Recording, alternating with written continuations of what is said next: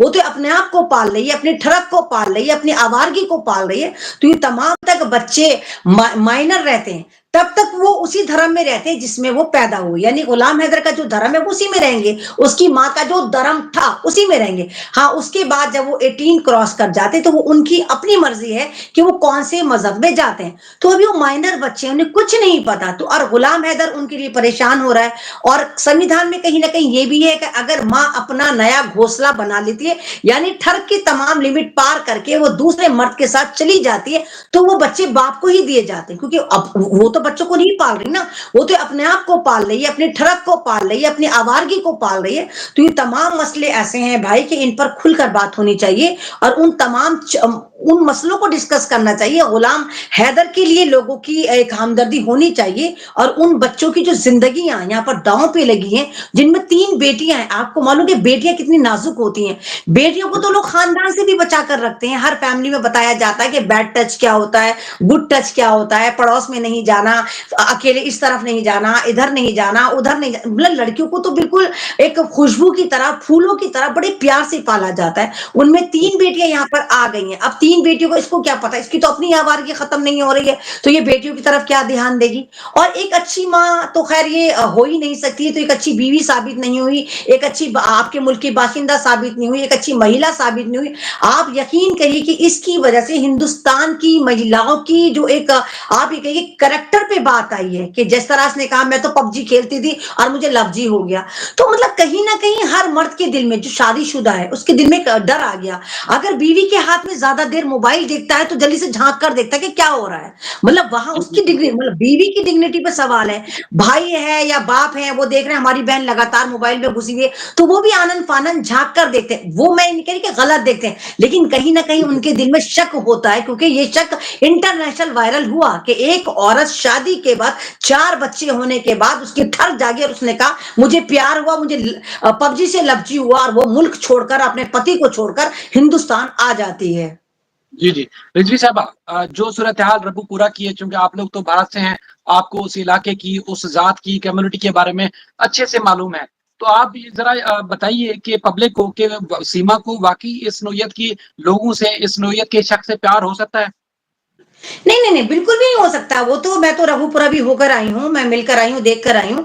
उस आदमी से तो प्यार हो ही नहीं सकता। एक बात बताइए, अगर ऐसा कैसे हो सकता है 19-20 साल का लड़का जो निहायती मतलब बिल्कुल ऐसा कुपोषण का शिकार हमारे यहाँ उसको कहते हैं, जिसको सही वक्त पर खाना नहीं मिलता और जो बिल्कुल मतलब एक मफलूज हो जाता है, जो एक बेरोजगार है, जो जाति के लिहाज से भी हिंदुस्तान में निचली जाति में आता है। और मैं तो मान ही नहीं सकती कि हिंदुस्तान में जब मतलब स्कूल में भी लड़का लड़की मोहब्बत कर लेते हैं। हर मुल्क में होता है कि आपस में दोस्तियां होती हैं।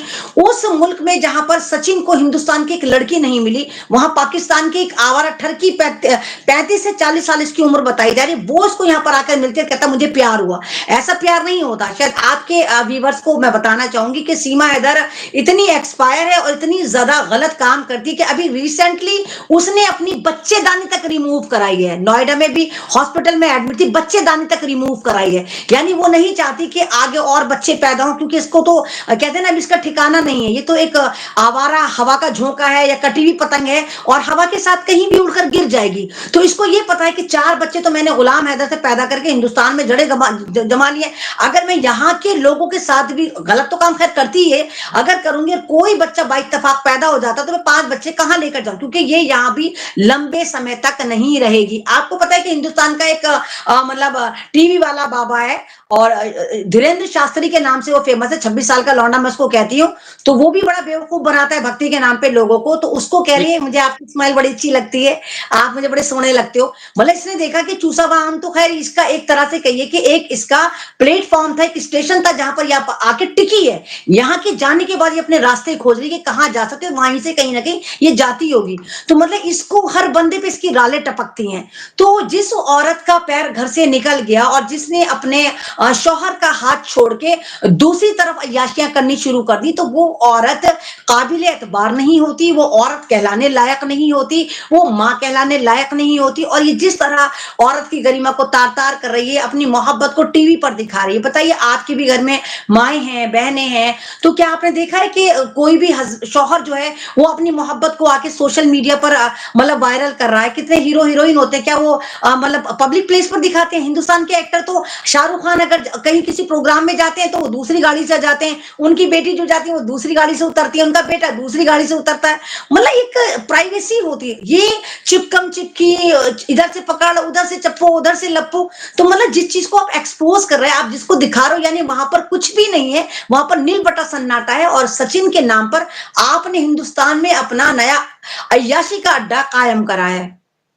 तो उसको सहूलत कौन दे रहा है? आप देखें ना, जैसे आप खुद भी बता रही हैं, पुलिस वालों की ऑडियो वायरल होती है, पता चलता है कि पुलिस वाले कहते हैं हम तुम्हारे जिस्म पे मच्छर तक नहीं बैठने देंगे।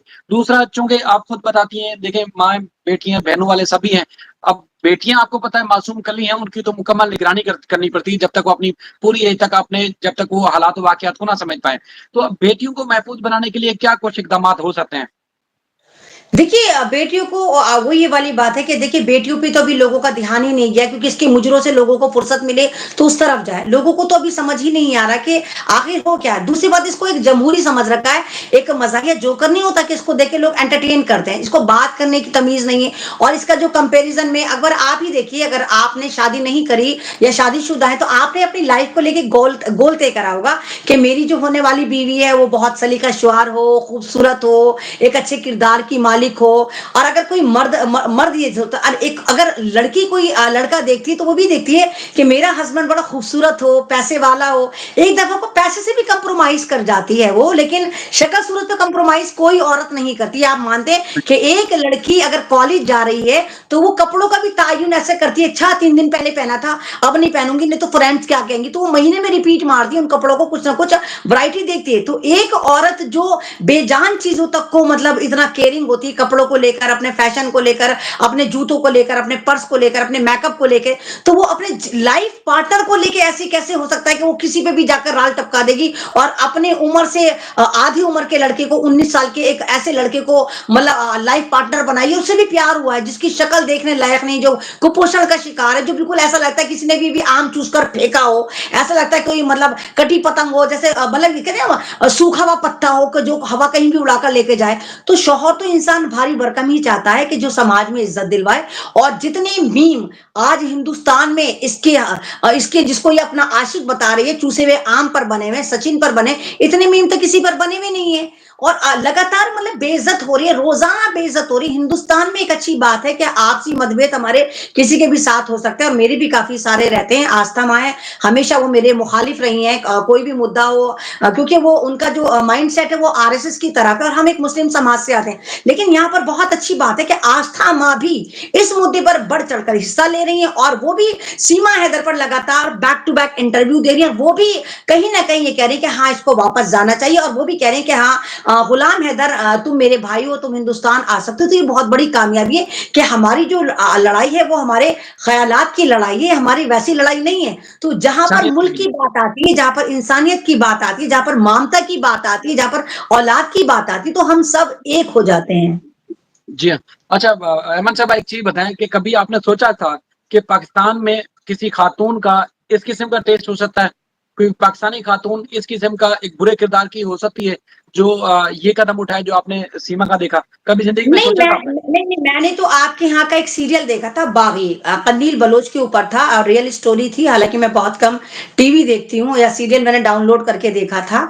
तो वो जहाँ का था, बलोचिस्तान का ही था, वहीं की है। तो मुझे ऐसा लग रहा है कि वहां की लड़कियां शायद बागी ही होती हैं, और कहीं ना कहीं ये किसी खूबतर की तलाश में रहती है। वहां पर भी उसको ये दिखाया गया कि कंदील बलोच को, कि कंदील बलोच किस तरह तमाम गैरत की बेड़ियां तोड़कर वो काम करती है जो उसके भाइयों को पसंद नहीं होता, उसके बाप को पसंद नहीं होता, उसके मुआशरे को पसंद नहीं होता, और बाद में गैरत के नाम पर उसको उसके ही भाई कत्ल कर देते हैं। ये बिल्कुल रियल स्टोरी पर बेस आप ही के यहाँ का सीरियल है बागी, जो मैंने देखा था, और ये भी जी जी। वहां की है। تو مجھے ایسا لگتا ہے کہ شاید وہاں پر جہاں پر یہ بتاتی کہتی کہ میں اسکول کی میں نے شکل نہیں دیکھی, میں پھر بھی وائی فائی ہیک کر لیتی ہوں, میں انگلش بھی اچھے سے بول رہی ہے, اس کی باڈی لینگویج ایسی ہے کہ مطلب جیسے پتہ نہیں کتنی بار یہ انٹرویو فیس کر چکی ہے, میڈیا فیس کر چکی ہے.